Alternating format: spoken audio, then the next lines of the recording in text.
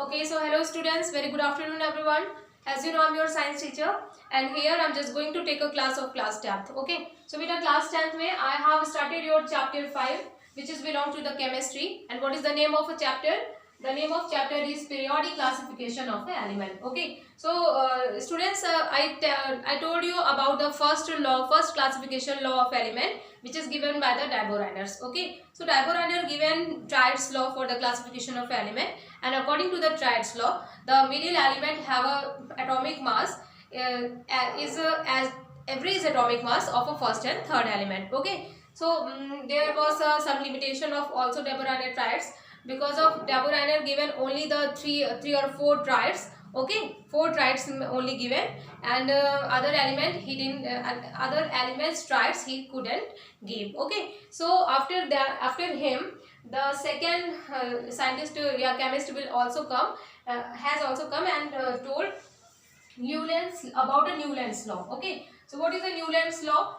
Firstly, I am telling you, Newland given the classification of element on the basis of octaves law. Okay, so Newland's law is also known as a law of octaves. Always remember, जो Newland scientist थे, इन्होंने elements की classification के लिए octaves law दिया था, जो कि म्यूजिक के जो वर्ड्स होते हैं, सरगम जिसे हम लोग कहते हैं, उससे रिलेट करते थे. ठीक है, तो न्यूलैंड ने क्या किया था, 1866 में लॉ ऑफ ऑक्टेव्स दिया था, और इन्होंने ये जो क्लासिफिकेशन एलिमेंट्स का दिया था वो इंक्रीजिंग एटॉमिक मासेस के अकॉर्डिंग दिया था.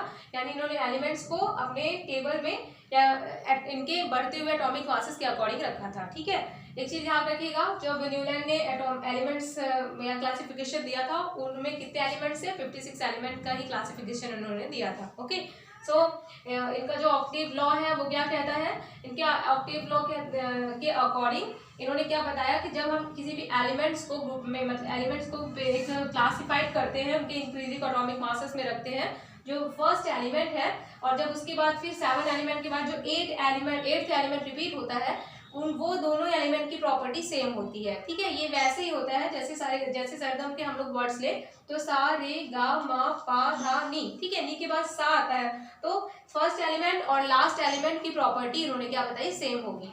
यानी फर्स्ट और लास्ट एलिमेंट कौन सा होगा, 8 नंबर का एलिमेंट लास्ट एलिमेंट होगा. जिस तरह से सारे गामा में लास्ट में हमारा सा फर्स्ट होता है, उसके बाद 8 नंबर में भी सा ही होता है, यानी सेम प्रॉपर्टी. सिमिलरली उन्होंने इसकी तुलना अपने एलिमेंट क्लासिफिकेशन से किया और बोला किसी भी जब उन्होंने क्लासिफाई किया तो फर्स्ट एलिमेंट और 8th एलिमेंट की प्रॉपर्टी को क्या बताया, सेम बताया. Clear, so this is a octaves law.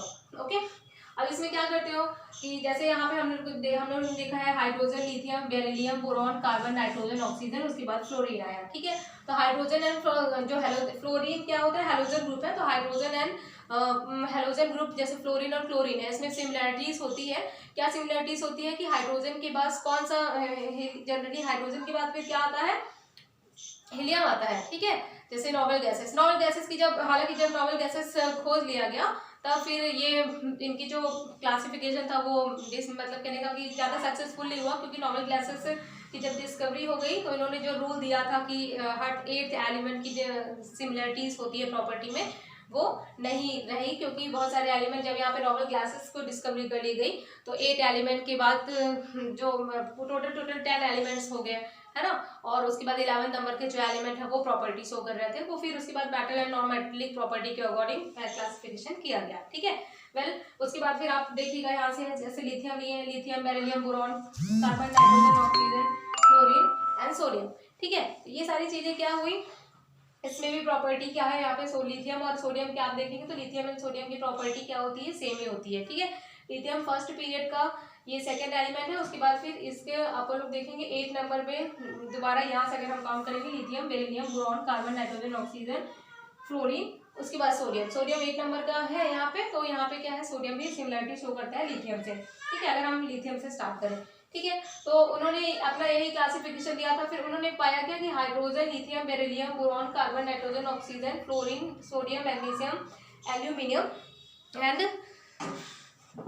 Aluminium and यहाँ पे silicon, phosphorus, sulphur, chlorine and potassium and calcium, यहाँ तक के एलिमेंट्स क्या है वो उनके ऑक्टेव्स लॉ को फॉलो करते हैं. ठीक है, सो ये क्या हो गया, उसके बाद के इधर की क्रोमियम या आपका ये जो आपका Ti दिया हुआ है, टाइटेनियम, मैग्नीशियम, ठीक है, iron, cobalt, nickel, copper, zinc, ये सारे एलिमेंट क्या होते हैं, ये इनकी ऑक्टेव्स लॉ का फॉलो नहीं करते हैं, ठीक है।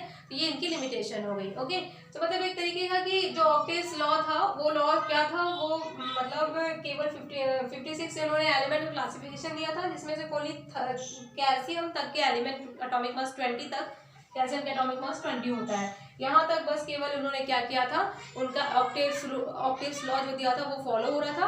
बाकी इसके बाद वाले एलिमेंट्स में ऑक्टेव्स लॉ फॉलो नहीं हो रहा था, ठीक है।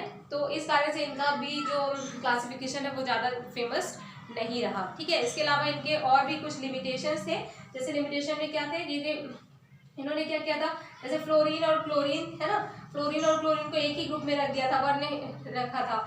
तो यहाँ पे जो फ्लोरीन एंड क्लोरीन है ये दोनों ही हाइड्रोजन ग्रुप के एलिमेंट है, ठीक है। तो इन लोगों की प्रॉपर्टीज क्या होती है, सेम होती है। और ये इधर साइड में इन्होंने देखा कि ये मोर पॉजिटिव है, पर ये फ्लोरीन एंड क्लोरीन क्या होते हैं, मतलब ये पॉजिटिव नेचर का होता है जनरली, और हाइड्रोजन, और इधर फ्लोरीन और क्लोरीन नेगेटिव नेचर के होते हैं, ठीक है। तो हाइड्रोजन ग्रुप की जब डिस्कवरी कर ली गई तो फिर बाद में क्या हुआ, इनको भी यहाँ पे जो रखा गया तो वो भी सही नहीं माना गया। और ये लिमिटेशन क्या थी, इन्होंने दो एलिमेंट को एक ही स्लॉट में रख दिया था। दो एलिमेंट को एक ही स्लॉट में कैसे रख दिया था, कोबाल्ट और निकल को एक ही स्लॉट में रख दिया था। तो बाद में क्या डिस्कवरी हुई कि कोबाल्ट और निकल जो होती हैं वो क्या करती हैं, ये जो यहाँ पे लास्ट ग्रुप में मतलब इसमें थर्ड पीरियड में ये जो आपका आयरन रखा हुआ है उससे समानता या उससे सिमिलरिटी शो करती थी, ठीक है। तो इस वजह से भी इनका जो क्लासिफिकेशन है वो ज़्यादा वैल्यूएबल नहीं हुआ, क्योंकि अदर साइंटिस्ट ने जब इनका क्लासिफिकेशन देखा तो उन्होंने इतनी सारी क्वेरीज बताई कि कोबाल्ट और निकल इनको एक ही स्लॉट में रख दिया है, इसकी सिमिलरिटीज आयरन से मिलती है, ठीक है। दूसरा ये फ्लोरीन और क्लोरीन दोनों ही हाइड्रोजन ग्रुप है, इलेक्ट्रोनेगेटिव है और इसका nature positive, electro positive pay जाता है, ठीक है। सो फिर बाद में पूरी एलिमेंट की स्टडी की तो केवल कैल्शियम तक ही ऑक्टेव्स लॉ फॉलो होता है, ओके। सो इस वजह से जो ऑक्टेव्स लॉ था ये भी इम्पॉर्टेंट ही है, ऑक्टेव्स लॉ भी ना एग्जाम में 3 मार्क्स आ सकता है, ठीक है। तो इनकी पूछता है जनरली लिमिटेशन पूछता है इसमें, ऑक्टेव्स लॉ की लिमिटेशन, और ऑक्टेव्स लॉ में कितने एलिमेंट थे, तो 56 एलिमेंट थे, आपको याद रखना है। कितने एलिमेंट तक उनका लॉ फॉलो होता था, तो कैल्शियम तक फॉलो होता था, आपको ये याद रखना है। और इसकी जो मेनली 3 अगर नंबर का आता है तो उसमें लिमिटेशन भी पूछता है, तो लिमिटेशन लर्न करना है।